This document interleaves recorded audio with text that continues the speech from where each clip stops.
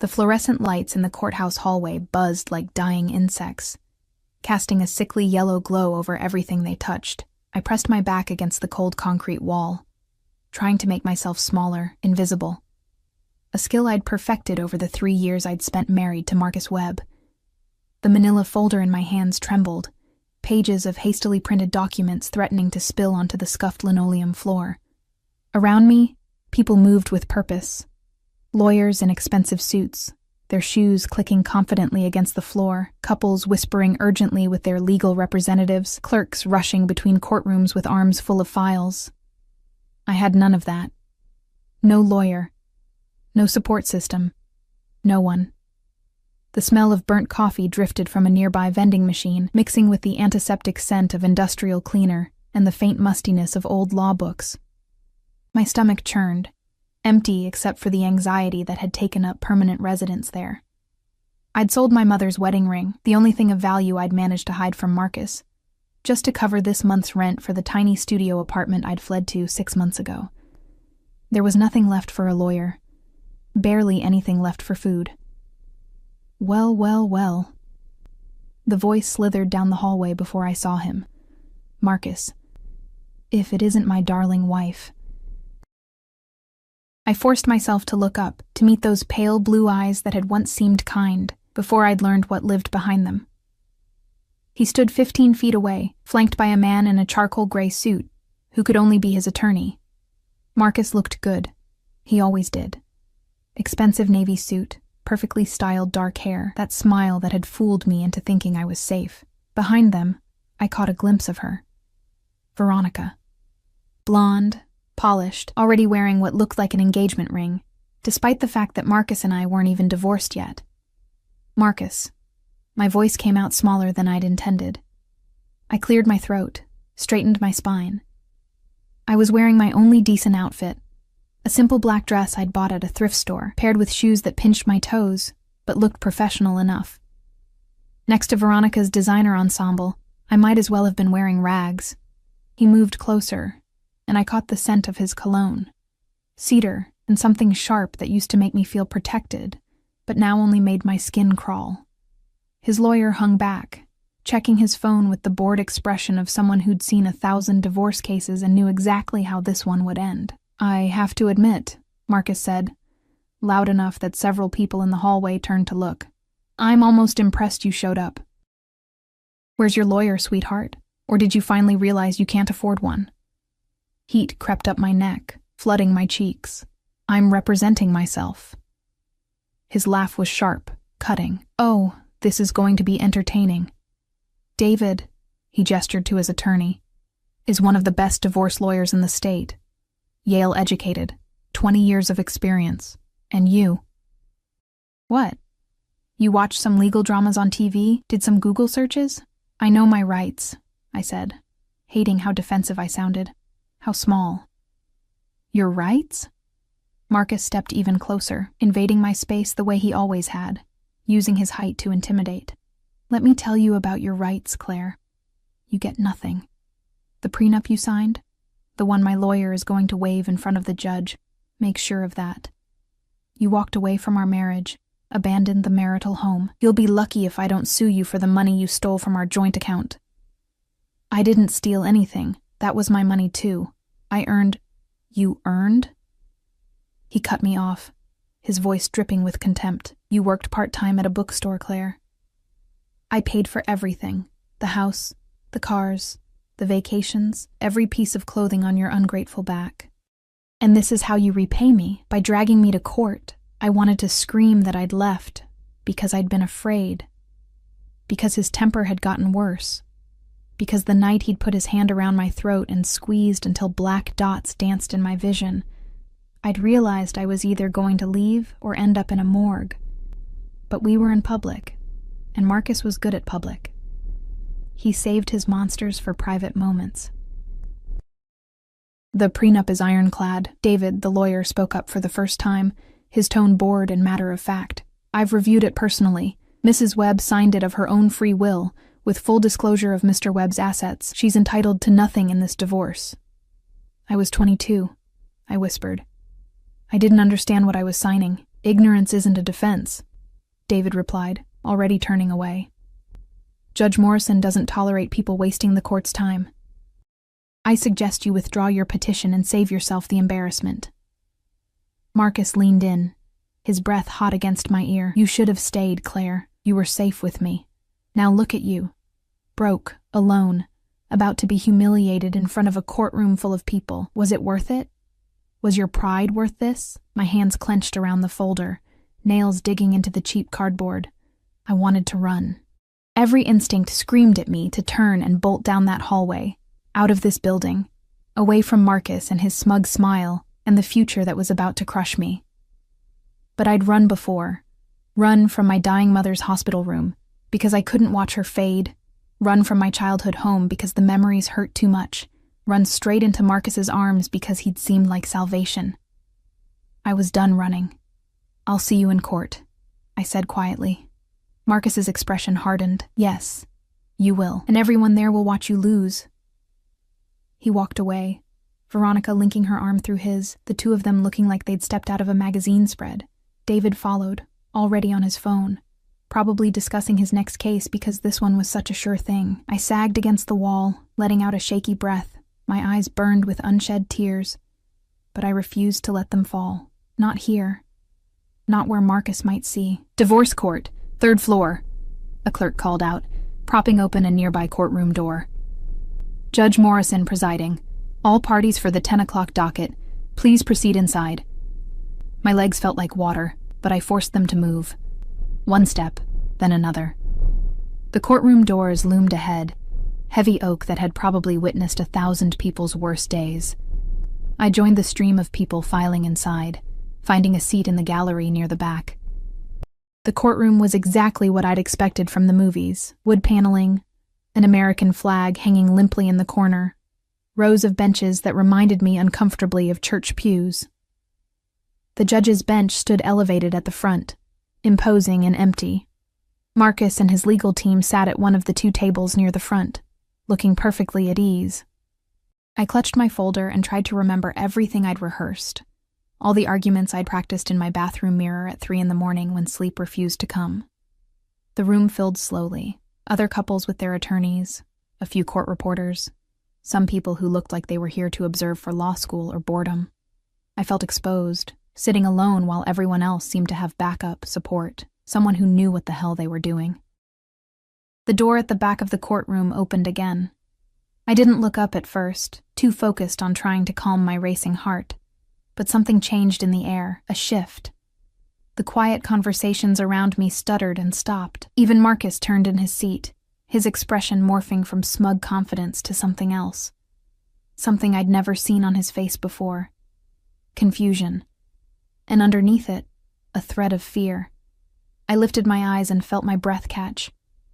3 men had entered the courtroom. No, not just men. The 2 flanking the doorway were massive, built like professional bodyguards, wearing dark suits that couldn't quite hide the bulk of their frames. Their eyes scanned the room with the kind of awareness that screamed security detail, military training, danger.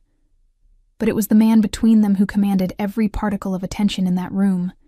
He moved like liquid shadow, each step deliberate and controlled. His suit was black, not the standard lawyer black, but something darker, richer, like it had been woven from midnight itself. It fit him perfectly, custom-tailored to a body that suggested both power and grace. Dark hair, touched with silver at the temples, swept back from a face that could have been carved from marble. Sharp cheekbones, a jaw that looked like it could cut glass. And eyes. Even from across the room, I could see them. Dark, bottomless, ancient. He was perhaps in his early 40s, but he carried himself with the weight of someone who'd lived 1,000 years. Power radiated from him like heat from a fire, not the borrowed power of money or position, but something fundamental, something earned in blood and shadow. The whispers started immediately. Is that... It can't be. What's he doing here? The man's gaze swept the courtroom with casual dominance, assessing, cataloging, dismissing. His expression revealed nothing, no emotion, no humanity. Just a cold calculation that made my skin prickle with awareness. One of his guards held a leather briefcase that probably cost more than my car had before Marcus had forced me to sign it over to him. And then, impossibly, those dark eyes found mine. The world contracted to that single point of connection. His gaze locked onto me with the precision of a predator spotting prey, and I couldn't breathe, couldn't move, couldn't do anything but stare back. Something flickered in those depths. Recognition? No. That was impossible. I'd never seen this man before in my life. I would have remembered. You didn't forget a man like this. Time stretched, suspended in amber. Then he moved, and it was toward me. His guards shifted with him, a choreographed dance they'd performed 1,000 times. People in the gallery actually leaned back as he passed, like his presence alone was enough to push them away. The air around him carried the scent of expensive cologne, something with notes of leather and smoke and spice, mixed with something else, something darker that I couldn't name. Marcus had half risen from his seat, his face pale. David, the lawyer, looked like he'd seen a ghost. The man stopped at my row. This close, he was even more overwhelming. Easily over 6 feet, broad-shouldered, with a presence that made the air feel thicker. His eyes, now that I could see them properly, weren't just dark. They were obsidian. Flecks of what might have been gold caught the fluorescent light, giving them an almost predatory gleam. Mrs. Webb. His voice was deep, measured, with the faintest trace of an accent I couldn't place. European, maybe. Eastern. It rolled through the room like distant thunder. My name in his mouth sounded like a secret. My voice cracked. I swallowed hard. Yes? One corner of his mouth lifted in what might have been a smile on someone else.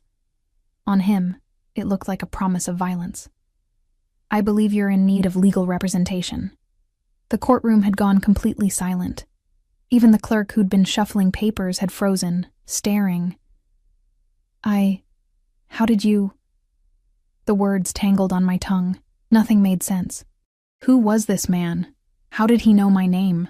Why was everyone looking at him like he'd brought the apocalypse into Judge Morrison's courtroom? He reached into his jacket, a movement that made both his guards tense infinitesimally, and produced a business card. Heavy cardstock. The kind that cost a fortune for no reason except to prove you could afford it. He held it out to me between 2 fingers. I took it with trembling hands. The card was simple, elegant, embossed with letters that caught the light. Konstantin Volkov, private legal consultation, and underneath, in smaller text, some debts must be paid. Some promises must be kept. I don't understand, I whispered. You will. He didn't elaborate. Instead, he turned to address the room at large, his voice carrying effortlessly. I will be representing Mrs. Webb in these proceedings. All communications should go through me. Marcus found his voice. What the hell is this? Who are you? Konstantin Volkov didn't even look at him. It was the most devastating dismissal I'd ever witnessed. To be so thoroughly beneath someone's notice that they wouldn't dignify you with a glance. Your attorney knows who I am, Konstantin said calmly. Don't you, David? David had gone from pale to gray.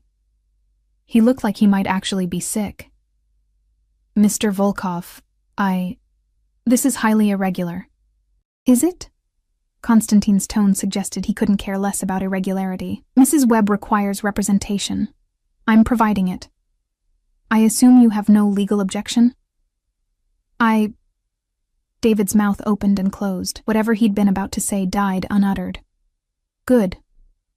Konstantin gestured to one of his guards, who immediately produced a slim folder from the briefcase. I'll need a few moments to confer with my client. I trust the court can accommodate a brief delay? It wasn't really a question. The clerk nodded mutely and disappeared through a side door, presumably to inform Judge Morrison of the development. Konstantin turned back to me, and suddenly his guards had positioned themselves to create a small bubble of privacy, blocking us from the rest of the courtroom's view. He sat down in the seat next to mine with fluid grace, close enough that I could feel the heat radiating from his body. Mr. Volkov, you can't afford not to accept my representation. He cut me off, but his tone wasn't unkind, just absolute. Your husband has made a very serious mistake, Mrs. Webb. I don't understand what's happening. My voice came out small, frightened. I don't know you. Why would you help me? For the first time, something that might have been emotion flickered across his face. He studied me for a long moment, those dark eyes seeing far more than I was comfortable with. Your father, he said finally quietly, did me a great service once, a long time ago. I don't forget my debts, Mrs. Webb. And I certainly don't abandon the daughter of a man who saved my life to the mercy of... He glanced toward Marcus with barely concealed contempt. That. My father. The words hit me like a physical blow. My father died when I was 7. Yes. Something ancient and sad moved in his eyes. I know. I'm sorry I couldn't be there. I was... elsewhere. But I made him a promise before he died. And I keep my promises. What promise? Constantine reached out, and before I could flinch away, his hand covered mine where it gripped the armrest. His touch was warm, solid, absolutely certain. That if his daughter ever needed protection, I would provide it. Always, no matter what.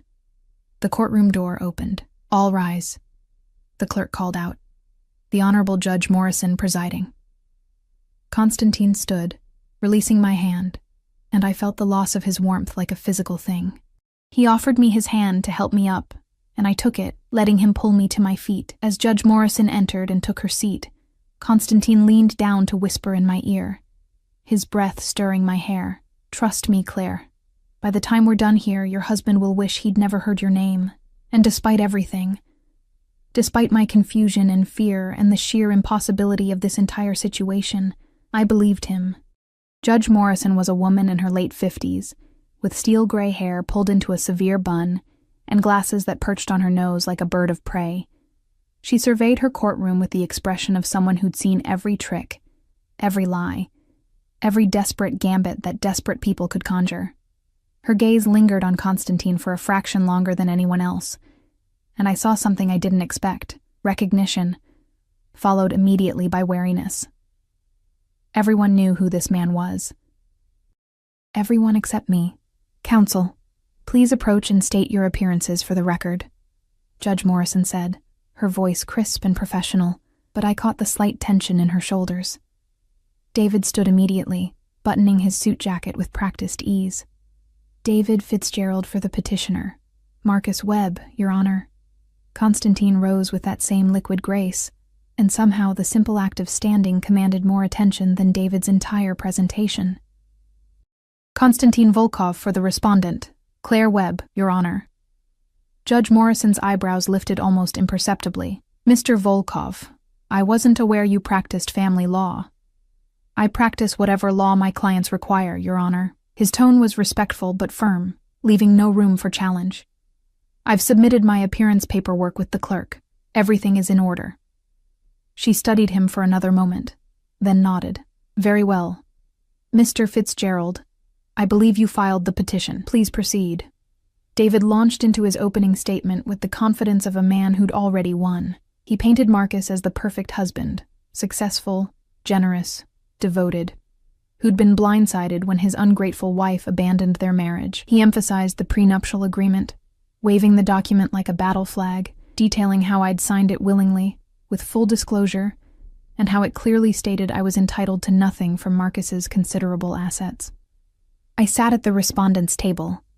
Constantine had guided me there with a hand at the small of my back, a touch that somehow felt both protective and possessive, and tried not to let David's words carve me into smaller and smaller pieces. He made me sound like a gold digger, a woman who'd married for money and then tried to take even more when she'd failed to appreciate what she had. Through it all, Constantine sat perfectly still beside me, his hands folded on the table, his expression revealing nothing, but I could feel the coiled tension in him, like a great cat waiting to spring. One of his guards had positioned himself near the courtroom door, the other near the gallery, watching. Always watching. Marcus sat at the petitioner's table looking smug, occasionally whispering to Veronica, who'd taken a seat directly behind him in the gallery. She looked at me with barely concealed contempt, her perfectly manicured hand resting possessively on Marcus's shoulder whenever she got the chance. In conclusion, Your Honor, David said, This is a straightforward case. The prenuptial agreement is valid and enforceable. Mrs. Webb is attempting to contest it based on nothing more than buyer's remorse. We ask that the court enforce the agreement as written and grant Mr. Webb his petition for divorce with no financial obligation to the respondent. He sat down with the satisfied air of someone who'd just delivered a closing argument in a slam-dunk case. Judge Morrison turned to our table. Mr. Volkov? Konstantin stood, and the temperature in the room seemed to drop 5 degrees. He didn't rush to the podium. He moved with deliberate slowness, giving everyone time to feel the weight of his presence. When he finally turned to face the judge, his hands were relaxed at his sides, his posture perfect. "Your Honor," he began, his voice carrying effortlessly through the courtroom, "my colleague has presented a very tidy narrative. Unfortunately for him, it bears little resemblance to the truth." David shifted in his seat, his confidence flickering. "The prenuptial agreement, Mr. Fitzgerald is so eager to enforce was signed by my client when she was 22 years old, grieving the recent loss of her mother, and presented to her less than 48 hours before her wedding." Konstantin pulled a document from the folder his guard had handed him. "I have here the original timeline, including emails from Mr. Webb's previous attorney, noting that the timing was less than ideal, but that Mr. Webb insisted on proceeding." He placed the document on the judge's bench with a decisive motion. "My client was told that if she didn't sign, the wedding would be canceled. She was emotionally vulnerable, financially dependent, and desperate not to lose what she believed was her only source of stability after her mother's death. That, Your Honor, is duress, and contracts signed under duress are not enforceable." David shot to his feet. "Objection. There's no evidence of duress. Mrs. Webb had the opportunity to consult her own attorney, did she?" Konstantin's voice cut through the objection like a blade through silk. He turned to face David directly, and I saw the other lawyer actually take a step back. "According to the records, my client was told she could have an attorney review the document. What she wasn't told is that Mr. Webb's attorney had already contacted the only family law attorney in her small hometown and convinced him not to take her case due to a conflict of interest that, curiously, no one can now seem to identify." He produced another document. "I have the phone records showing multiple calls between Mr. Webb's previous counsel and attorney Robert Morrison, no relation to Your Honor, in the 3 days before the wedding. I also have a signed affidavit from Mr. Sen Morrison admitting that he declined to meet with Claire Webb at David Fitzgerald's request, though at the time he was told it was to avoid complications, not because of any legitimate conflict." The judge's expression had shifted from neutral to interested. She took the document Konstantin offered, scanning it quickly. Marcus had gone pale.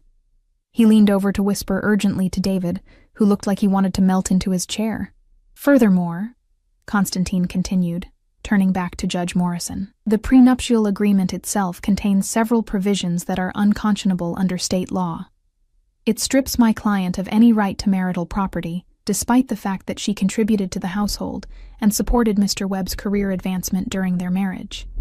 It contains a clause requiring her to waive all rights to spousal support, even in cases of domestic violence." He paused, letting that last phrase hang in the air. "Domestic violence?" Judge Morrison's tone sharpened. "Mr. Volkov, are you alleging abuse?" "I'm stating facts, Your Honor." Konstantin's voice remained calm, controlled. "I have medical records showing that Mrs. Webb visited the emergency room twice during her marriage. Once for a fall down the stairs that resulted in bruised ribs, once for a kitchen accident that left her with a concussion and a fractured wrist." He placed photographs on the judge's bench. I recognized them, realized with a sickening jolt that somehow he'd obtained my medical files. The pictures showed my injuries in stark, clinical detail. The bruises that had taken weeks to fade, the way my left eye had swollen shut, the purple and yellow staining my ribs like paint. I'd told the doctors I was clumsy. They'd looked at me with knowing eyes, but written down what I said because that's what victims do. We protect our abusers until we can't anymore. I also have testimony from neighbors who reported hearing screaming from the Webb residence on multiple occasions. Police were called twice, though no charges were filed because Mrs. Webb was too frightened to press them. Marcus was on his feet. "This is slander. I never—" "Sit down, Mr. Webb," Judge Morrison said sharply. You'll have your chance to respond, but I could see it in her face now. The shift. The reassessment. She was looking at Marcus differently, and he knew it. Constantine wasn't finished. The prenuptial agreement Mr. Fitzgerald wants to enforce also contains a clause stating that if Mrs. Webb leaves the marriage for any reason, she must pay Mr. Webb $50,000 for emotional damages. This is not only unconscionable. It's effectively a financial penalty designed to keep my client trapped in an abusive marriage. He turned to look at Marcus then, and the expression on his face made my blood run cold. It was hatred, pure and simple, but controlled with an iron will. Your Honor, this isn't a divorce case. It's an escape. My client didn't abandon her marriage. She fled for her life. And now her abuser wants to use the legal system to punish her for having the courage to survive. The courtroom had gone absolutely silent. Even the court reporter had stopped typing, her hands frozen over the keys. Judge Morrison removed her glasses, cleaning them with deliberate slowness while she processed everything she'd heard. When she put them back on, her expression was carved from granite. Mr. Fitzgerald, do you have any response to these allegations? David stood, but his earlier confidence had evaporated. Your Honor, we were not aware of any allegations of domestic violence. Mr. Webb has maintained that the marriage ended due to irreconcilable differences. Irreconcilable differences, Constantine interjected smoothly, being Mr. Webb's fists and my client's face. Mr. Volkov, Judge Morrison said, but there was no real censure in her tone. She turned back to David.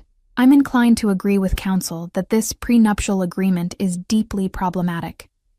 The timing, the lack of independent counsel, the unconscionable provisions. Any one of these would give me pause. Together, they paint a picture of a document designed not to protect assets, but to control a vulnerable young woman. Marcus's face had gone from pale to red. This is bullshit. She's lying. Mr. Webb, I will hold you in contempt if you speak again without being recognized. Judge Morrison's voice cracked like a whip. She turned to David. Does your client have any evidence to refute the medical records, the police reports, or the witness statements? David shuffled through his papers, but I could see the answer in his slumped shoulders. We would need time to review. Time, Mr. Webb was not willing to give my client when he had her served with divorce papers at her place of employment, in front of her colleagues, designed to maximize her humiliation, Constantine added. Time he was not willing to give when he froze their joint bank accounts, leaving her with no access to money she had earned. Time he was not willing to give when he had building security bar her from retrieving her personal belongings from their apartment. Each statement was a hammer blow, and I watched Marcus crumple under them. Veronica had removed her hand from his shoulder, shifting slightly away, as if his guilt might be contagious.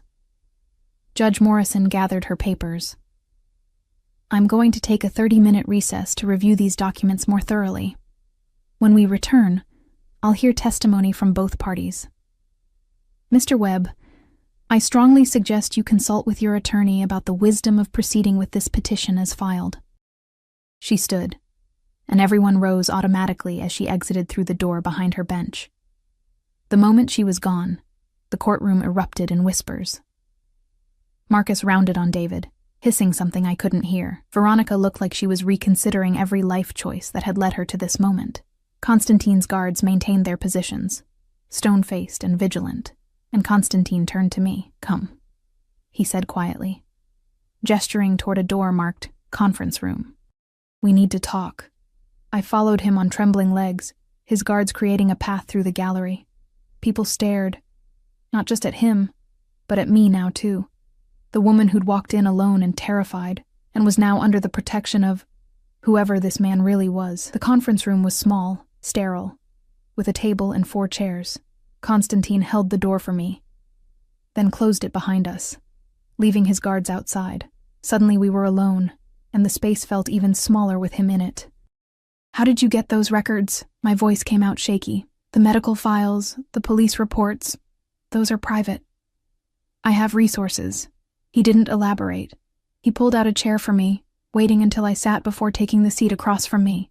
Claire, I need you to understand something. This is just the beginning. The beginning of what? The truth. He leaned forward, his dark eyes intense. "Your husband is not just an abusive man with money. He's connected to people who make him look like a saint. People I've had dealings with in the past." A chill ran down my spine. What kind of dealings? The kind that ensure I know exactly who Marcus Webb really is.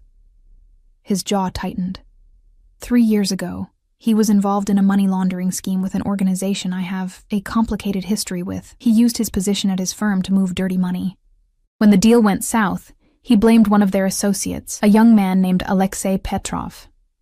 The name meant nothing to me, but the way Konstantin said it, with barely suppressed rage, told me everything I needed to know.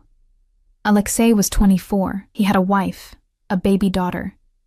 Because of your husband's lies, because of his cowardice, Alexei was killed. His family was left with nothing. Konstantin's hands had formed fists on the table.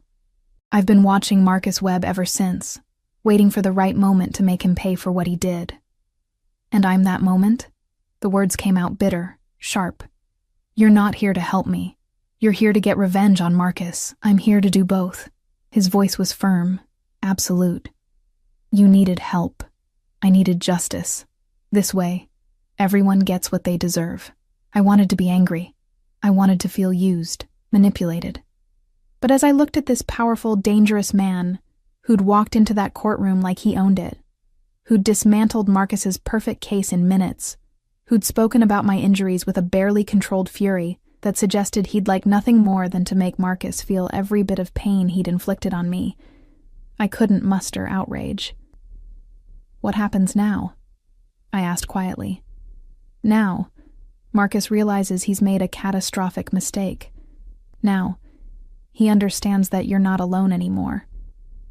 That you have protection he can't fight, resources he can't match, and someone who knows every dirty secret he's tried to bury. Konstantin reached across the table, his hand covering mine again. Now, Claire, you win. And Marcus Webb learns what it means to be powerless. His touch was warm, solid, grounding. I turned my hand over, palm to palm with his, and felt something shift between us. Something dangerous and complicated, and absolutely terrifying. "Why did my father save your life?" I whispered. A ghost of a smile touched his lips. "That's a story for another time. But I will tell you this. He was a good man, a brave man, and he loved you more than anything in this world. The last thing he asked me was to watch over you if anything ever happened to him.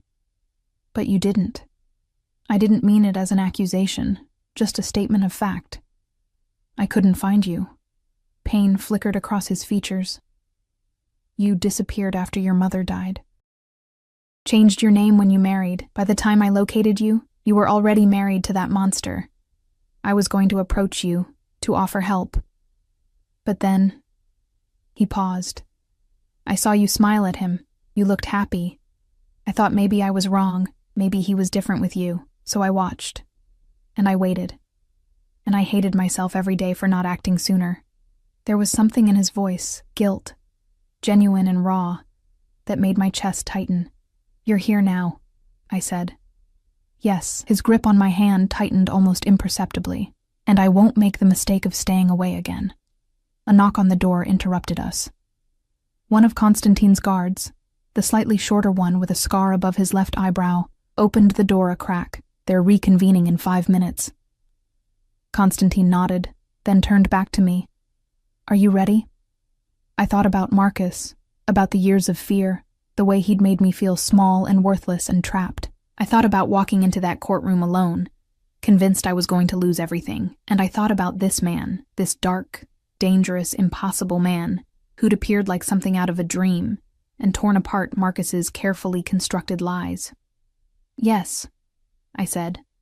"I'm ready." We stood, and as we moved toward the door, Konstantin's hand found the small of my back again, that possessive, protective touch that made me feel simultaneously safe and claimed. Like I'd traded one form of captivity for another, but this time, the cage felt like it might have been built to keep the monsters out instead of keeping me in. The courtroom felt different when we returned.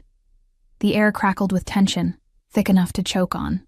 Marcus sat hunched at his table, David whispering urgently in his ear, while Veronica had moved back several rows in the gallery, putting distance between herself and the sinking ship. I caught her eye as I passed, and she looked away quickly, her perfectly painted face tight with something that looked like fear. Judge Morrison entered with the same stern expression, but I noticed she looked at Marcus differently now. Like he was something distasteful she'd found on the bottom of her shoe. "We'll proceed with testimony," she announced, settling into her chair. "Mr. Webb, I'd like to hear your version of events. Please take the stand." Marcus stood, adjusting his tie with hands that weren't quite steady. He crossed to the witness box, was sworn in, and sat down with manufactured confidence. But I'd lived with him for 3 years. I knew his tells. The way his left eye twitched when he was cornered. The slight tremor in his jaw when he was preparing to lie. David led him through what should have been a sympathetic narrative. Marcus painted himself as the devoted husband, shocked when I'd suddenly left without explanation. He claimed he'd never raised a hand to me, that my injuries had been accidents, clumsy falls, mishaps in our admittedly chaotic household. His voice was smooth, practiced, the same voice he'd used to convince me to marry him, to sign that prenup, to believe that the bruises were my own fault. "Mr. Webb," David said, "did you ever prevent your wife from leaving the marriage?" "Never. I loved Claire. I wanted her to be happy. When she left, I was devastated." He looked directly at me, his eyes pleading. "I still love her. This divorce isn't what I want, it's what she insisted on. I'm only trying to protect my assets. Assets I built long before we met. It was a good performance. It might have even worked if Constantine hadn't systematically demolished his credibility before we'd even started." Judge Morrison looked unimpressed. "Mr. Volkov, your witness." Constantine rose, and I watched Marcus's facade crack. Just slightly. Just enough. "Mr. Webb," Constantine began, his voice deceptively mild, "you testified that you never prevented your wife from leaving. Is that correct?" "Yes." "And yet you had the locks changed on your apartment the day after she left, didn't you?" Marcus shifted. "For security purposes. Security." Constantine pulled out yet another document. "Where did he get all of these?" "According to the building's security logs, you also had Claire Webb's name removed from the approved resident list, had her key fob deactivated, and left instructions with the doorman that she was not to be allowed entry under any circumstances. Does that sound like the actions of a man who wanted his wife to come home?" I was hurt. Angry. I wasn't thinking clearly. "No, you were thinking very clearly. You were ensuring she couldn't retrieve any of her belongings without a police escort." Constantine moved closer to the witness box, each step deliberate. "You froze the joint bank accounts, leaving her with exactly $147 to her name. You canceled her credit cards. You even called her employer and suggested they terminate her, didn't you?" "That's not— I have the phone records, Mr. Webb." "A 12-minute call from your cell phone to the manager of Brighton Books on the day after your wife left. What were you discussing if not her employment?" Marcus's face had gone red. I was concerned about her mental state. I thought she might be having a breakdown. How considerate. Constantine's tone could have frozen fire. "Let's talk about her mental state. You testified that her injuries were accidents, clumsy falls. Let me read from the medical report from her emergency room visit on March 15th. He produced a paper, holding it up. Multiple contusions on the upper arms consistent with gripping, bruising around the throat. The attending physician noted, and I quote, "Injuries consistent with manual strangulation. That's quite a fall, Mr. Webb. She bruises easily. I told you she's clumsy. She told the doctor you choked her until she lost consciousness." Constantine's voice cut through Marcus's stammering. "The only reason charges weren't filed is because she was too terrified to press them. Terrified of you." David was on his feet. "Your Honor, this is speculation." "It's in the medical record, Your Honor," Constantine said calmly. "The doctor's notes indicate Mrs. Webb disclosed the cause of her injuries, but refused to file a police report due to fear of retaliation." Judge Morrison's expression had gone cold. "Overruled. Continue, Mr. Volkov." Constantine turned back to Marcus. "Let's discuss Alexei Petrov." The color drained from Marcus's face so quickly I thought he might pass out. David's head snapped up, his eyes wide. "I don't know who that is," Marcus said. but his voice had gone thin, reedy. No? Konstantin pulled out a photograph, placed it on the judge's bench. Alexei Petrov, age 24, married to Natasha Petrova, father to a 6-month-old daughter. Worked as an accountant for Meridian Holdings until he was murdered 3 years ago, shot twice in the chest, and left in an alley near the docks. The courtroom had gone deathly silent. What does this have to do with my divorce? Marcus's voice cracked. Everything, Konstantin said softly, dangerously. Because Alexei Petrov worked with you, didn't he? On a very specific project involving the movement of funds that weren't quite legitimate? Your Honor, David practically shouted. This is completely irrelevant to the divorce proceedings. On the contrary, Konstantin said, never taking his eyes off Marcus. It's extremely relevant. It establishes Mr. Webb's character. It shows the court exactly what kind of man we're dealing with. A man who will lie, cheat, and destroy anyone who gets in his way.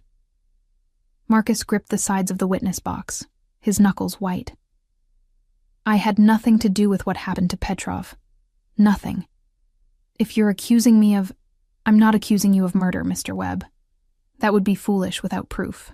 Konstantin's smile was razor-sharp. I'm simply noting that you were the last person to see Alexei Petrov alive, according to witness statements. That you had a very heated argument with him the day before his death, and that after he was killed, you were promoted to senior vice president and given a substantial bonus. Coincidence. Marcus spat. You can't prove anything. Perhaps not in a criminal court. Not yet. Konstantin let that hang in the air. But in this courtroom, I don't need to prove murder. I only need to prove that you're a violent, manipulative man who has built his life on lies and intimidation. And I believe I've done that quite effectively. Judge Morrison was watching the exchange with sharp attention. I could see her mind working, reassessing everything she thought she knew about this case. Konstantin returned to our table, sat down, and said quietly, "No further questions." David tried to salvage things on redirect, but the damage was done. Marcus's testimony had gone from confident to desperate, and everyone in that courtroom could see it. When he finally stepped down, he looked 10 years older, his expensive suit hanging on him like a costume that no longer fit. "Mrs. Webb," Judge Morrison said, "I'd like to hear from you." My legs felt like water as I stood.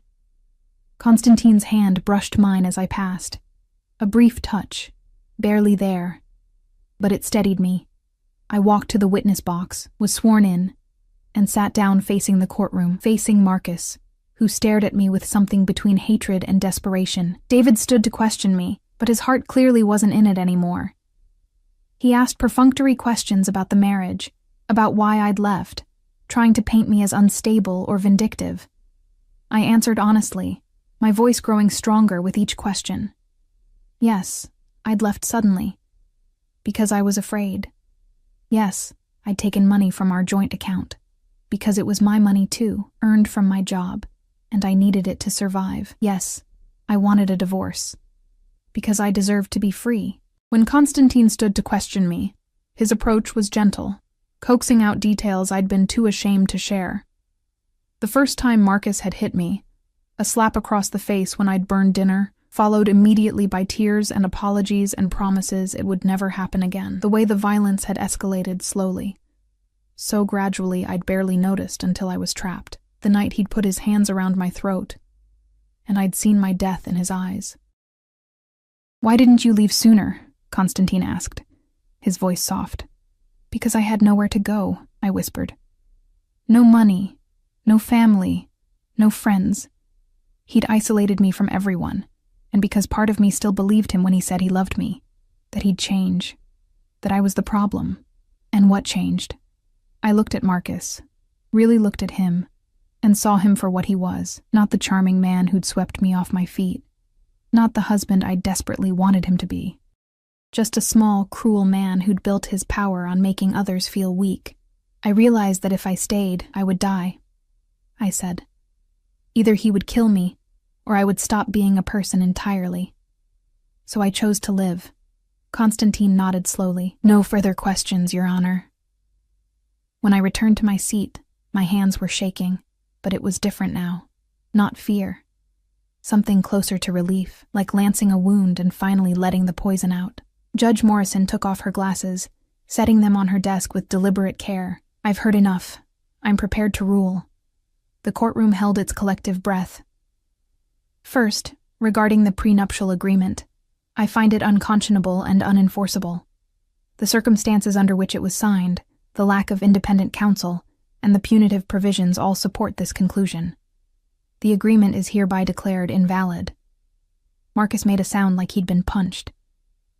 Second, regarding the division of assets, I'm awarding Mrs. Webb 50% of all marital property, including the apartment, vehicles, and Mr. Webb's retirement accounts.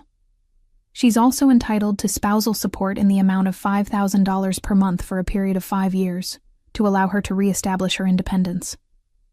David started to object, but Judge Morrison held up a hand. Third, I'm granting a restraining order against Mr. Webb. He is not to contact Mrs. Webb directly or indirectly, not to come within 500 feet of her residence or place of employment, and not to make any disparaging statements about her to third parties. Violation of this order will result in immediate arrest. She looked directly at Marcus, and her expression was carved from ice. Mr. Webb, I want to be very clear. You came into my courtroom expecting to intimidate and financially destroy a vulnerable woman. Instead, you've exposed yourself as exactly the kind of person who makes me grateful I chose this profession. If I ever see you in my courtroom again, it had better be because you're facing criminal charges. Do you understand? Marcus nodded mutely, his face ashen. Court is adjourned. She brought down her gavel with a decisive crack. The courtroom erupted in whispers. I sat frozen, unable to process what had just happened. I'd won. Not just won. I'd destroyed him. Everything he'd tried to take from me, everything he'd used to control me, it was gone. He had nothing left. Constantine's hand found mine under the table, squeezing gently. Congratulations, Claire. I turned to look at him, this dark, dangerous man who'd appeared out of nowhere and changed everything. Thank you. Doesn't seem adequate. Thank you isn't necessary. His thumb traced circles on my palm, a gesture that felt far more intimate than it should. I told you. I keep my promises. Marcus stormed past our table, David hurrying after him, trying to calm him down. Veronica had already disappeared, probably calculating how quickly she could distance herself from this disaster. People were staring at us, at me, with a mixture of sympathy and curiosity, and in some cases, fear. Because I wasn't just Claire Webb anymore, the woman who'd walked in alone and terrified. I was Claire Webb, the woman under Konstantin Volkov's protection, and apparently, that meant something. Something significant enough to make an entire courtroom hold its breath. What happens now? I asked quietly. Konstantin stood, pulling me up with him. His guards materialized at our sides, forming that protective barrier again. Now, we make sure Marcus understands that his loss today is just the beginning, that if he ever comes near you again, what happened in this courtroom will seem like mercy. There was something in his voice, a dark promise that made my skin prickle with awareness. This wasn't over. Not really. This was just the first battle in a war I hadn't known I was fighting. But as Konstantin guided me toward the courtroom doors, his hand warm and possessive at the small of my back, I realized something that should have terrified me. I didn't want it to be over. Not yet. The late afternoon sun slanted through the courthouse windows as we exited, painting everything in shades of amber and gold. Konstantin's guards moved ahead, scanning the street with practiced efficiency, before one of them gestured that it was clear. A black SUV waited at the curb, windows tinted so dark I couldn't see inside, the kind of vehicle that screamed money and power and don't even think about it. I can take a cab, I said, suddenly aware of how deep I was getting into whatever this was. You've already done so much, Claire. Konstantin's voice was gentle but firm. He'd stopped on the courthouse steps, turning to face me. The fading sunlight caught the silver at his temples, made his dark eyes look almost warm. Almost. Do you really think I'm going to let you walk away alone? After what just happened in there? Marcus wouldn't. Marcus is desperate, humiliated, and cornered. That makes him more dangerous than ever. His hand came up to my face, and I froze as his thumb brushed my cheekbone with unexpected tenderness. I made your father a promise. I intend to keep it. The guard with the scar opened the SUV's door, waiting. I looked at the vehicle, then at Constantine, then back at the courthouse where Marcus was probably still inside, plotting his next move. Okay, I whispered. Constantine's hand moved to the small of my back. I was beginning to recognize this gesture as signature to him, possessive and protective in equal measure, and guided me to the SUV. The interior was cream leather, immaculate, smelling of expensive cologne and something else. Danger, maybe. Power. He slid in beside me, and the door closed with a solid thunk that sounded like a bank vault ceiling.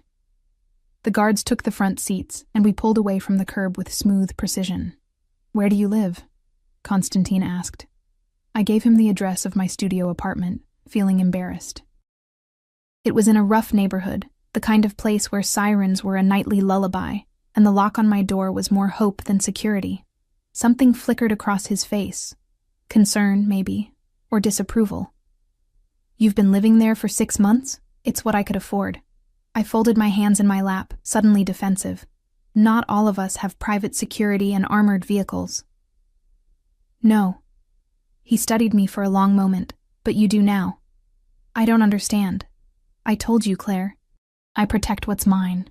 He said it so casually, like he was discussing the weather, and you are under my protection until I'm satisfied that Marcus Webb no longer poses a threat. I'm not yours, I said. But the words came out uncertain. His smile was slow, dangerous. Aren't you? The SUV glided through traffic, and I watched the city pass by outside the tinted windows. People going about their lives, oblivious to the strange new reality I'd stumbled into. 24 hours ago, I'd been alone, terrified, convinced I was going to lose everything. Now I was sitting in a luxury vehicle next to a man who'd just dismantled my ex-husband's life with surgical precision. And I didn't even know what to call him. Savior? Protector? Captor? All of the above? Tell me about my father, I said quietly. Please. Constantine was silent for so long I thought he wouldn't answer. Then finally, your father was a doctor. Did you know that? I nodded. He worked in emergency medicine. That's all I really remember. Him coming home late, smelling like hospitals. He saved my life when I was 26 years old. I'd been shot, left to die in an alley not unlike where Alexei Petrov was found. His voice went distant, remembering. Your father was walking home from his shift. He should have kept walking. I was nobody to him, just another piece of street trash, but he didn't. He stopped. He used his own supplies, his own hands, to keep me alive until the ambulance came. That sounds like him, I whispered. When I recovered, I went to find him, to thank him, to repay the debt. Constantine's jaw tightened. He refused money, refused gifts. He told me the only payment he wanted was for me to be a better man than the life I was living suggested. He said he'd saved me for a reason, and it was up to me to make that reason worthwhile. I could hear my father's voice in those words. The gentle idealism that had driven him to work double shifts, to volunteer at free clinics, to believe that everyone deserved a chance at redemption. Did you? I asked. Become a better man? I tried. His eyes met mine, and I saw something ancient and sad in them. I'm not a good man, Claire. I never will be. But I've tried to honor your father's faith in me. I built legitimate businesses alongside the other kind. I protected people who couldn't protect themselves. And I waited for the day when I could repay his kindness by protecting the thing he loved most. Me. You. The SUV turned onto my street, and I felt embarrassment flood through me. The buildings were run down, covered in graffiti, windows barred against break-ins. A group of men loitered on the corner, eyeing the luxury vehicle with predatory interest. Constantine's expression hardened. You're not staying here. I don't have anywhere else. You do now. He pulled out his phone, typed something quickly. I have a property downtown. Secure building doorman, 24-hour security. You'll move in tonight. I can't accept that. It's not a request, Claire. His voice had gone cold, commanding. Look around. This neighborhood isn't safe for anyone, let alone a woman alone who just made a powerful enemy. Marcus knows where you live. Do you really think he's going to accept what happened today? Do you think he's just going to let you walk away? Fear prickled down my spine. He was right, and I knew it. Marcus was vindictive when he was losing, when he'd been completely destroyed in public, had everything he valued stripped away. He would be dangerous. I'll pay you back, I said. The spousal support. I don't want your money. Constantine's hand found mine again. That touch that was becoming familiar. I want you safe. That's all. The SUV stopped in front of my building. The guard with the scar got out, scanning the area before opening my door. Pack everything you need, Constantine said. My men will help you. We're not staying longer than necessary. I wanted to argue, to assert some kind of independence, to prove I wasn't trading one cage for another, but the truth was, I was exhausted, bone-deep tired from years of fear, from the emotional warfare of the last few hours, from trying to be strong when I had nothing left to be strong with. Okay, I said. His expression softened fractionally. Good. My apartment was on the 3rd floor, accessed by a stairwell that smelled like urine and decay. I heard Constantine's sharp intake of breath as we climbed, saw his guards' hands drift toward their jackets where I suspected weapons were hidden. The lock on my door was flimsy, would barely keep out a determined child, let alone Marcus if he decided to visit. Inside, my studio was tiny but clean. I'd made it as homey as possible with secondhand furniture and plants on the windowsill. Books lined makeshift shelves. My one luxury, my escape. The bed was a futon that doubled as a couch. The kitchen was a hot plate and a mini fridge. Constantine looked around, and I saw something like fury flash across his face. You've been living like this for 6 months. It wasn't a question. It's not so bad, I said defensively. It's unacceptable. He turned to one of his guards. Pack everything, all of it. I want this place cleared in 30 minutes. That's not necessary. Claire. He crossed to me in 2 strides, taking my shoulders in his hands. His grip was firm but not painful, his dark eyes boring into mine. Stop fighting me. Stop trying to be strong when you don't have to be. I am offering you protection, safety, a chance to breathe without looking over your shoulder. Take it. There was something in his voice, a desperate edge that suggested this was about more than just honoring a promise to my dead father. This was personal. This was about something I didn't fully understand. Why? I whispered. Why does this matter so much to you? His hands tightened fractionally on my shoulders. For a moment, I thought he might actually answer. Then he released me, stepping back, that cold mask sliding into place again. Because I failed your father once. I won't fail you. He gestured to my belongings. Pack. We're leaving. The next 30 minutes passed in a blur. Constantine's guards were efficient, packing my clothes, my books, my few personal items with surprising care. They worked in silence, communicating through glances and subtle gestures, a choreographed dance they'd performed countless times. I stood in the center of my tiny apartment, watching my life being boxed up, and felt untethered. Who was I becoming? The woman who'd walked into that courthouse this morning felt like a stranger now. Everything had changed so fast. Constantine stood by the window, looking out at the street below. His phone rang twice. He answered in rapid-fire Russian, his voice low and dangerous. Whatever the conversations were about, they weren't good news. I caught words that sounded like threats, like warnings. When the last box was packed, we descended to the waiting SUV. My entire life fit into 6 boxes. 6 boxes for 29 years of living. The drive downtown took 20 minutes. The new building was in a completely different world. Sleek glass and steel. A doorman in an actual uniform. Security cameras covering every angle. The lobby had marble floors and modern art on the walls. People here looked different, confident, polished, like they'd never known what it meant to be afraid. Constantine's penthouse was on the 32nd floor. The elevator required a key card to access it, and opened directly into the apartment. I stepped out into a space that was easily 10 times the size of my studio. All exposed brick and floor-to-ceiling windows offering a panoramic view of the city. "This is too much," I breathed. "This is the guest suite," Constantine said. "My actual residence is upstairs. But you'll have complete privacy here. 3 bedrooms, 2 bathrooms, full kitchen. The building has 24-hour security, and my men will be posted on this floor." I turned to look at him. "You're not staying here?" "No, I have business to attend to." He checked his watch. "Expensive, probably worth more than I'd earned in a year at the bookstore. But I'll be back tomorrow to check on you. In the meantime, if you need anything at all, call this number." He handed me a card, different from the business card he'd given me at the courthouse. This one had only a phone number, embossed in silver. "What kind of business?" I asked.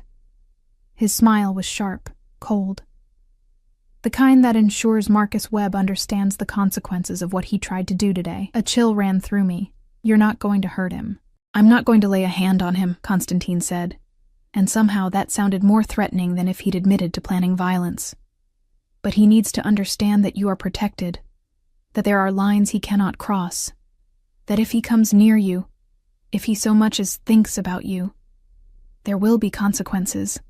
He moved closer, and I could smell his cologne, leather, and smoke, and spice. His hand came up to my face again, that same tender gesture that seemed so at odds with everything else about him. "Rest, Claire. You're safe now. I promise you that. Promises seem to be important to you," I said softly. "They're everything to me." His thumb brushed my lower lip, and my breath caught.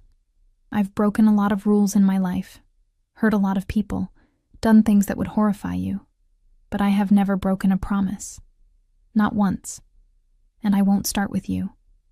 Then he was gone, his guards following, the elevator doors closing with a soft chime that sounded like finality.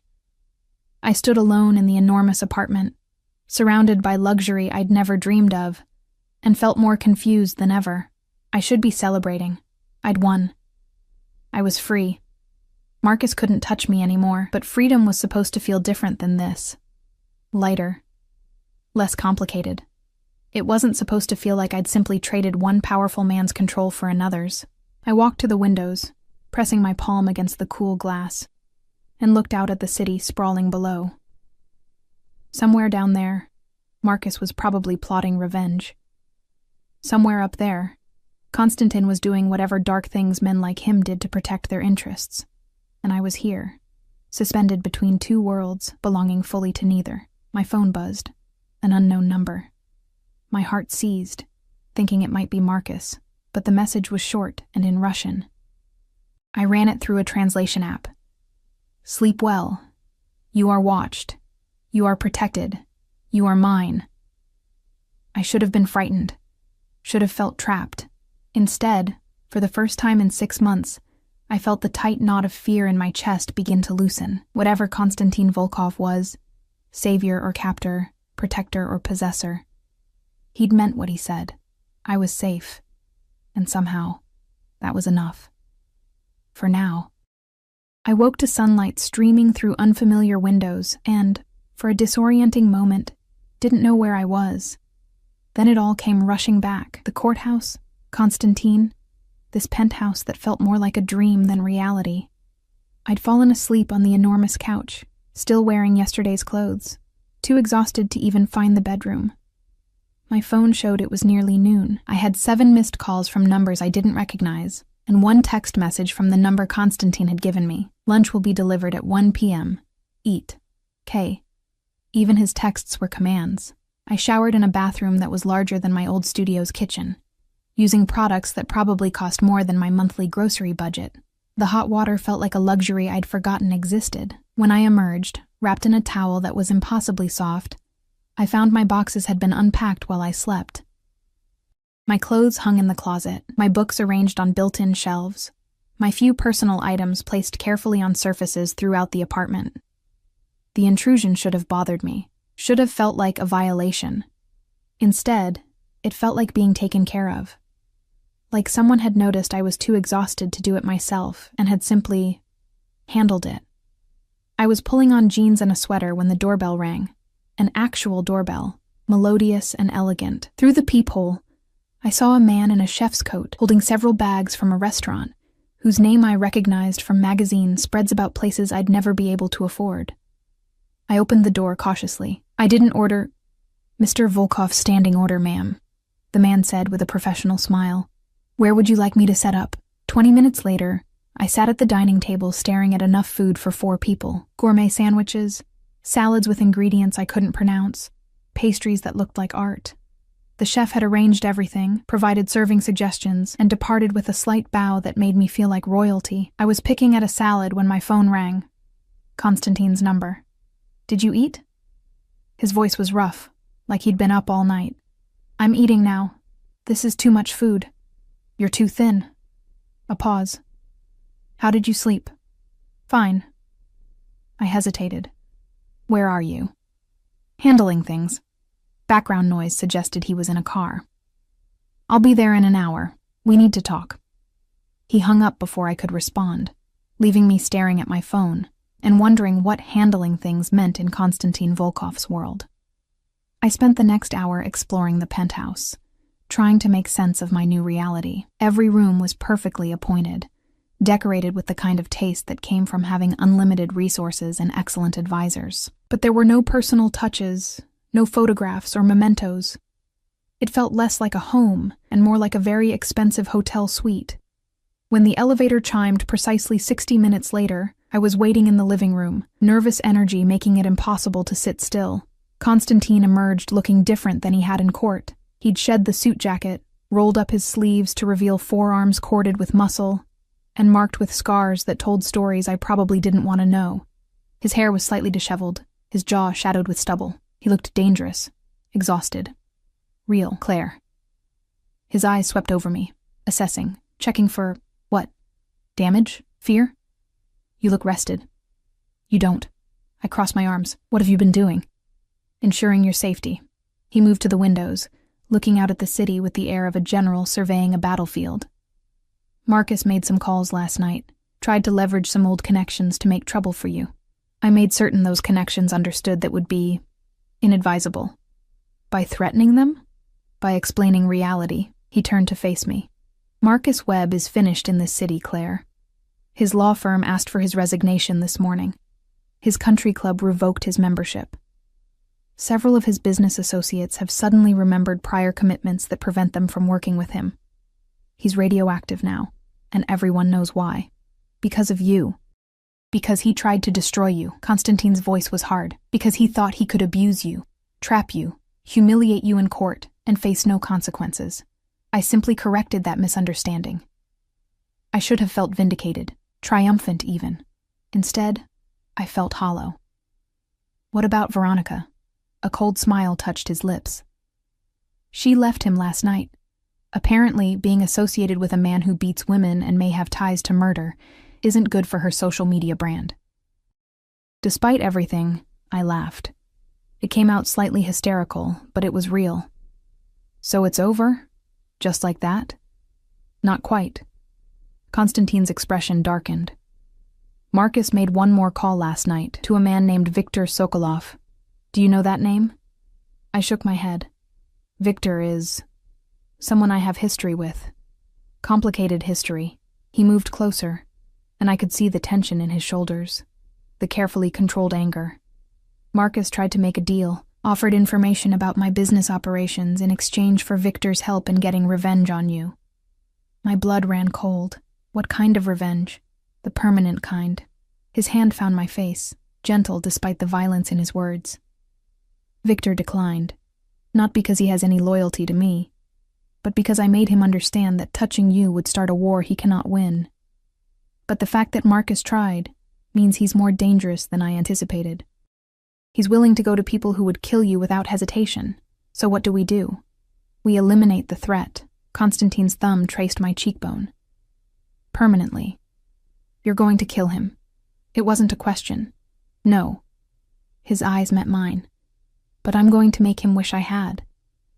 By the time I'm finished, Marcus Webb will be so completely destroyed that he'll spend the rest of his miserable life grateful I allowed him to keep breathing.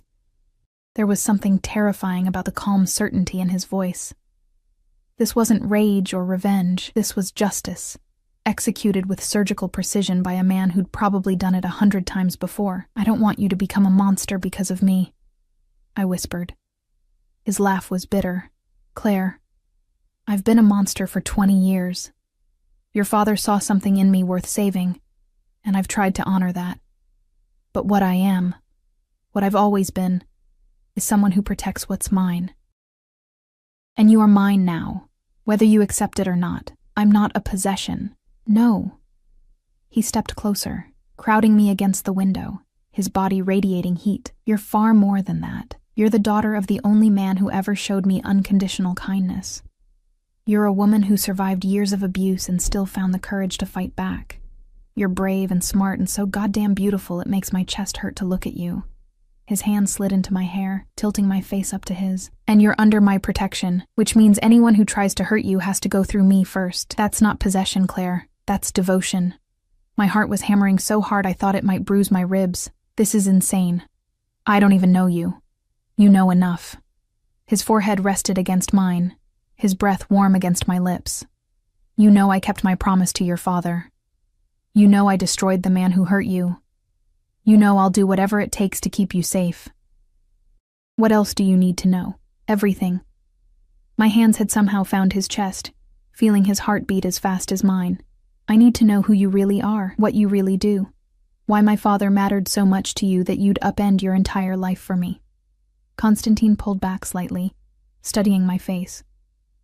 Then he made a decision. I could see it in his eyes, the way something shifted and settled. "Okay," he said quietly. "I'll tell you everything. But first, there's someone you need to meet." He pulled out his phone, typed something, then pocketed it again. "She's been wanting to meet you for a long time." "She?" The elevator chimed. Constantine moved to stand beside me. His hand finding the small of my back in that gesture I was learning meant he was preparing for something significant. The doors opened, and a woman stepped out. She was perhaps 30, with dark hair pulled into a simple ponytail and the kind of quiet beauty that came from strength rather than artifice. She carried a baby, maybe 6 months old, with dark curls and enormous brown eyes. "Claire Webb," Constantine said formally. "This is Natasha Petrova and her daughter, Alexei." Understanding crashed over me like a wave. "Alexei Petrov's wife," Natasha nodded, her eyes shining with unshed tears. She said something in Russian, her voice thick with emotion. Constantine translated. "She says thank you for helping bring justice to the man who destroyed her family. I didn't—" My voice cracked. "I didn't do anything. Constantine did everything." More Russian, and Constantine's expression softened in a way I hadn't seen before. "She says you gave him the opportunity. That your courage gave him the weapon he needed. Marcus Webb's public destruction means people are asking questions about Alexei's death. The police have reopened the investigation. There may finally be justice." Natasha crossed to me, shifting the baby to one arm so she could take my hand. She spoke again, and this time I didn't need translation. The gratitude in her eyes, the way she squeezed my fingers, the tears that finally spilled over. It was a language beyond words. "Constantine has been supporting us since Alexei died," she said in accented but clear English. "He pays for apartment, for baby, for everything. He says is debt, but is more, is family." She looked at Constantine with such obvious affection that I felt a pang of something that might have been jealousy. But there was nothing romantic in the way he looked back, only the fierce protectiveness of someone who'd claimed responsibility for her safety. "Alexei saved my life once," Constantine said quietly, "when another associate tried to kill me over a disputed territory. He warned me, gave me time to prepare. It cost him Marcus's favor, made him a target. And I wasn't able to protect him when it mattered. So you protected his family instead," I finished. "It wasn't enough. It's never enough." His jaw tightened. "But it's what I could do, what I can still do." The baby, little Alexei, reached for Constantine with chubby hands, and he took her with surprising gentleness. She settled against his chest, playing with his collar, completely at ease. The contrast was striking. This dangerous man, this killer in expensive clothes, holding a baby with the careful tenderness of someone who understood exactly how fragile life was. Your father taught me that protecting people matters, he said, his eyes on the baby. That some debts transcend money or power. That family, chosen or blood, is worth more than empires. He looked up at me. That's who I am, Claire. That's what I do. I protect my family. Natasha stayed for another hour, drinking tea while little Alexei napped on the couch between us. She told me about her husband, his laugh, his dreams for their daughter, the way he'd tried so hard to be a good man in a world that didn't reward goodness.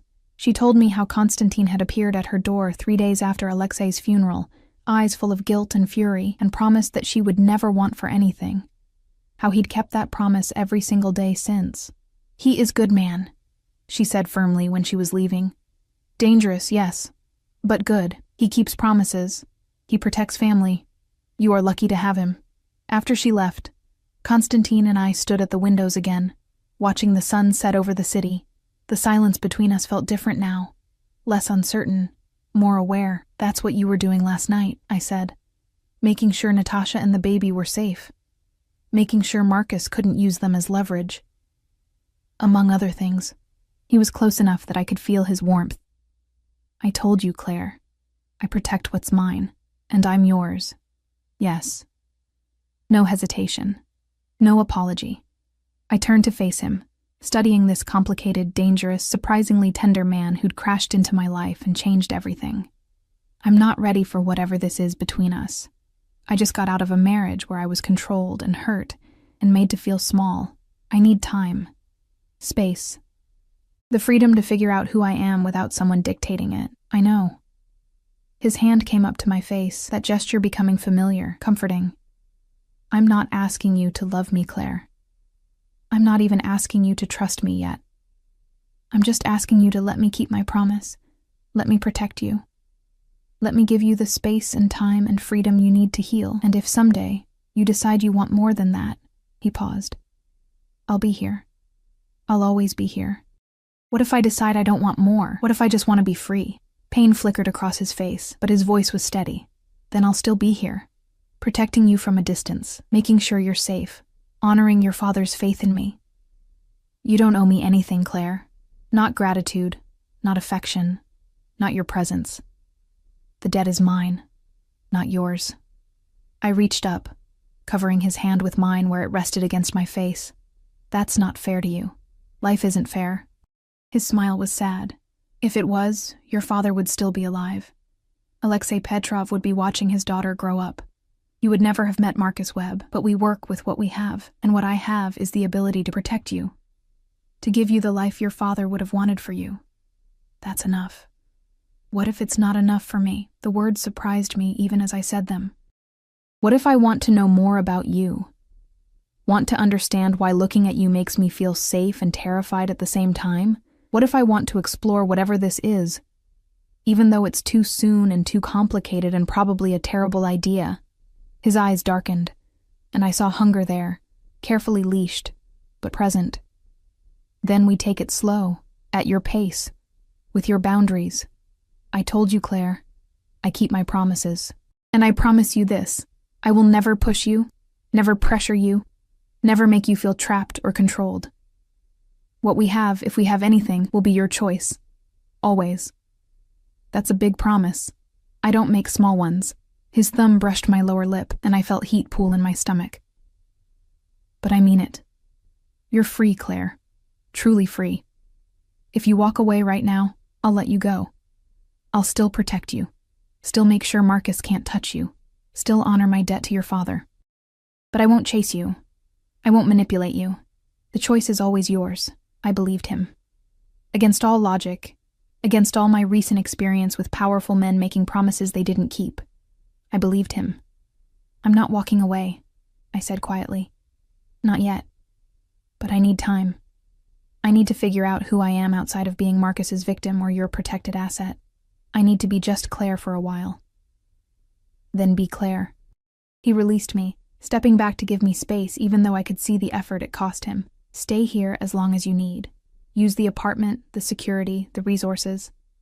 I'll be here if you need me, but I won't crowd you. We can have dinner sometimes if you want. Talk, get to know each other like normal people. We're not normal people. His laugh was genuine, warm. No, we're really not. But we can try. Over the following weeks, we fell into a rhythm. Constantine would visit the penthouse most evenings. Always announced, never presumptuous. We'd have dinner, sometimes delivered by that same chef, sometimes takeout from neighborhood restaurants I'd never tried. We talked about everything and nothing. He told me about his childhood in Russia, the violence that had shaped him, the choices that had led him down a dark path.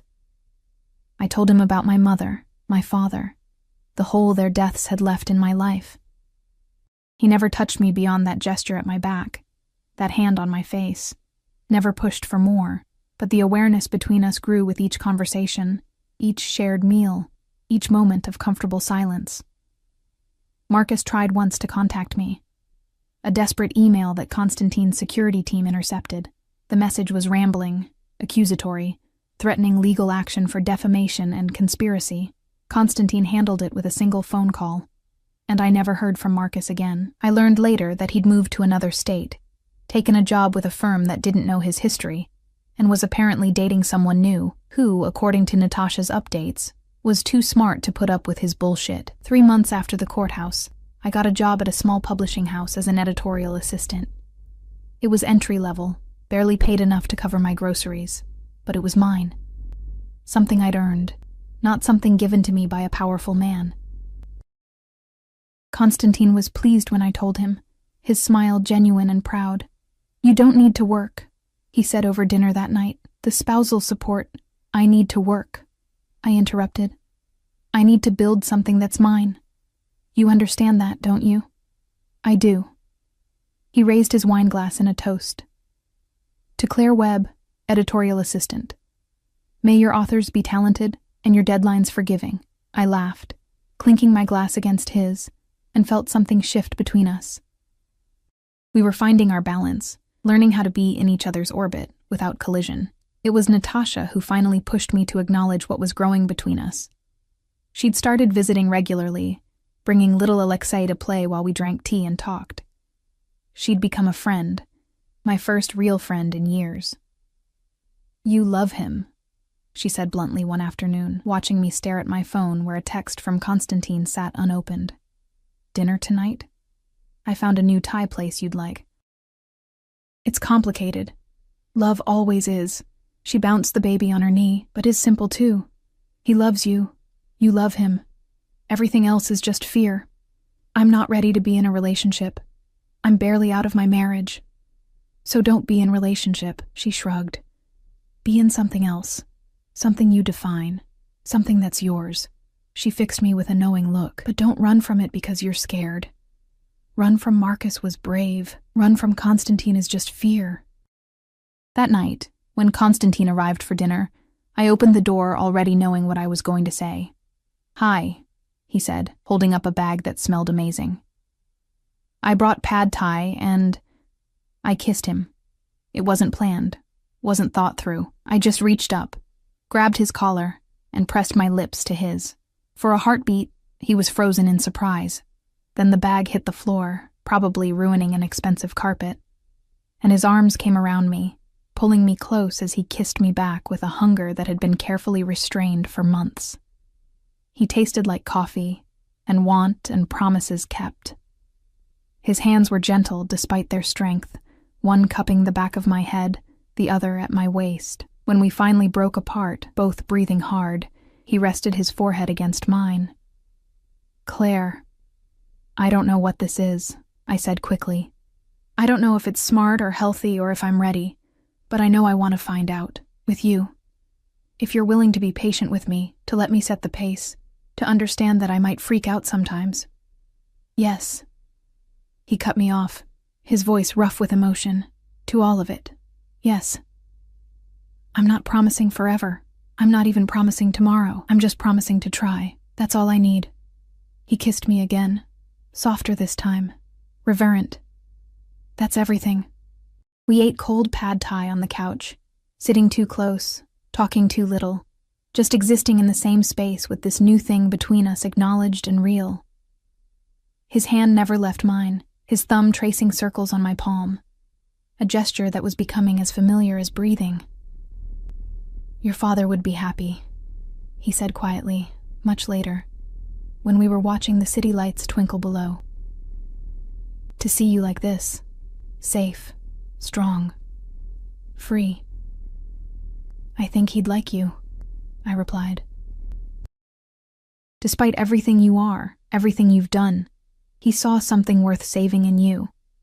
I think I'm starting to see it too. I'll spend every day trying to be worthy of that faith." He pulled me closer, and I let myself relax against him, feeling safe in a way I'd never thought I'd feel again.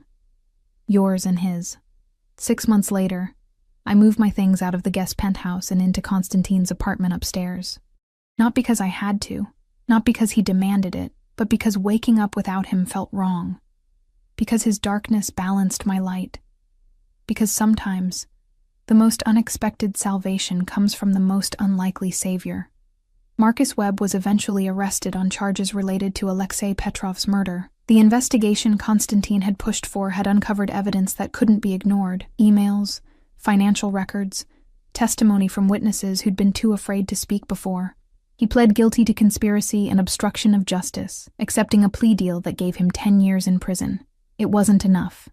It would never be enough, but it was something.